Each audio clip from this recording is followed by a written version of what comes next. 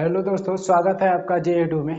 आज हम लोग पढ़ेंगे ग्लोबल वार्मिंग, जिसे हिंदी में वैश्विक तापन कहते हैं।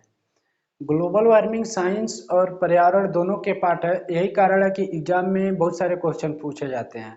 तो आइए देखते हैं कि ये ग्लोबल वार्मिंग क्या है, फिर इसके पीछे कारण क्या है, और जब ये ग्लोबल वार्मिंग जब आते हैं तो कौन कौन से क्षेत्र हैं जो प्रभावित होते हैं, फिर इसके रोकथाम के लिए कुछ उपाय है वो भी देखेंगे।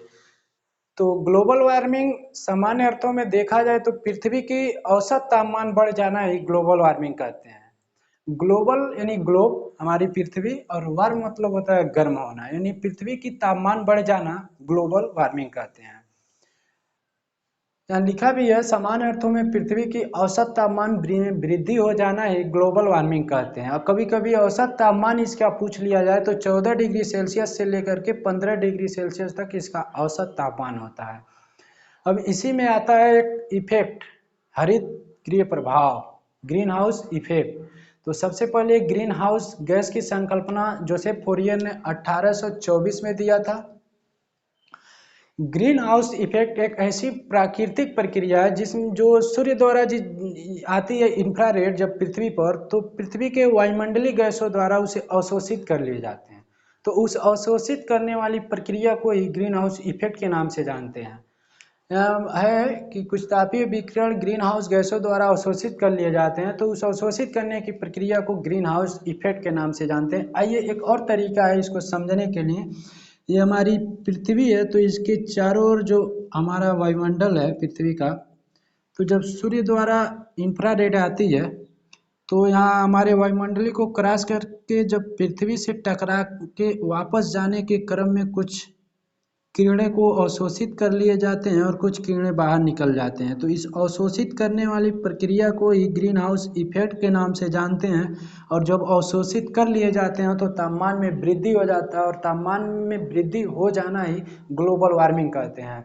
यानी दोनों सेम ही है, बस थोड़ा सा समझने की ज़रूरत है कि जब आती है ये प्रकाश तो हमारी पृथ्वी के वायुमंडलीय गैसों में अवशोषित कर लिए जाते हैं। तो उस अवशोषित करने वाली प्रक्रिया को ही ग्रीन हाउस इफेक्ट के नाम से जानते हैं।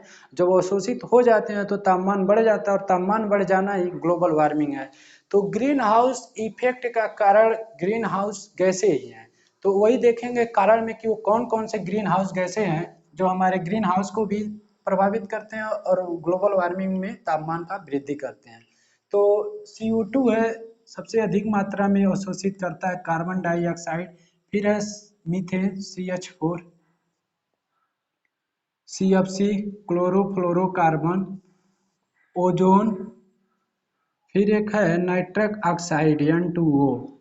ये वही गैसें हैं जो ग्रीन हाउस के श्रेणी में रखा जाता है, और यही ग्रीन हाउस को भी इफेक्ट करते हैं और ग्लोबल वार्मिंग को बढ़ावा देते हैं।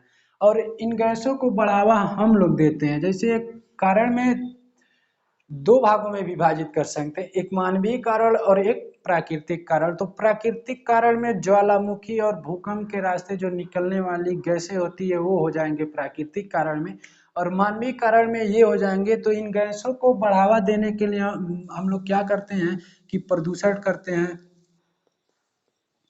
फिर वनों की कटाई करते हैं,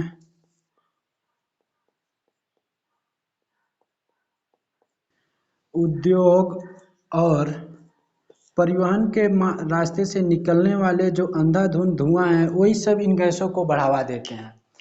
अगर ये गैस को पेड़ पौधे जब रहते तो वो अवशोषित कर लिए जाते हैं। तो यही कारण है कि तापमान भी बढ़ जाता है और ग्रीन हाउस इफेक्ट भी हो जाता है। तो देखेंगे अब प्रभाव में कि कौन कौन से क्षेत्र हैं जो ग्लोबल वार्मिंग से प्रभावित होते हैं।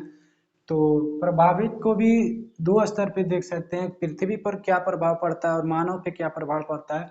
तो पृथ्वी पर देखा जाए तो औसत तापमान में वृद्धि, सबसे पहले तो यही डिफिनेशन ही हमारा यही है कि तापमान बढ़ जाना एक ग्लोबल वार्मिंग है।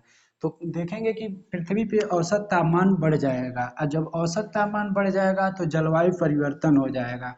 और फिर ग्लेशियर का पिघलना, यानी ग्लेशियर जो वो ग्लेशियर जो बड़े बड़े चट्टानों पर बर्फ के रूप में जमे रहते हैं, जिसके पिघलने से नदियाँ चलती हैं, वो तेजी से पिघलने लगेगा। और जब तेजी से पिघलने लगेगा तो जिस नदियों में या जिस समुद्र में जाएगी तो वहाँ का पानी की वृद्धि हो जाएगी और बाढ़ आ जाने लगेगी, सूखा पड़ने लगेगा। यानी मानव स्तर पे देखें तो जब तापमान वृद्धि होगी तो विभिन्न प्रकार की बीमारियां उत्पन्न होगी, जलवायु परिवर्तन होगा तो कृषि प्रभावित होगा, कहीं बाढ़ आएगा, कहीं सूखा पड़ने लगेगा, और जब कृषि प्रभावित हुआ तो भूखमरी आ जाएगी, और समुद्र तल में जब वृद्धि होगा तो उसके आसपास के जो क्षेत्र होंगे वो बाढ़ से जैसी आपदा से लड़ना पड़ेगा उन्हें। बस यही है कारण में प्रभाव कौन कौन से क्षेत्र में है, यही है। और उपाय में इसके रोकथाम के लिए देखें तो क्योटो प्रोटोकॉल, इसकी बैठक 1997 में हुई थी, जिसमें कार्बन क्रेडिट की अवधारणा रखी गई थी। कार्बन यानी सी, यानी कार्बन बचाने वालों को कार्बन बेचने की संज्ञा दी गई थी। और दूसरा एक वर्ड यूज होता है अर्थ आवर्स, ये प्रति वर्ष मार्च के अंतिम शनिवार को WWF द्वारा यानी world wide fund for nature, इसकी शुरुआत ऑस्ट्रेलिया में पहली बार हुई थी और देखते देखते पूरे विश्व में फैल चुकी है। तो यानी ये WWF world wide fund for nature, इसी के द्वारा लोगों को जागरूक किया जाता है कि 8:30 बजे से लेकर के 9:30 बजे तक प्रतिवर्ष मार्च के अंतिम शनिवार को 8:30 से 9:30 बजे तक बिजली बंद रखें। बस आज तक के लिए बस इतना ही, फिर मिलते हैं नेक्स्ट वीडियो में, तब तक के लिए धन्यवाद।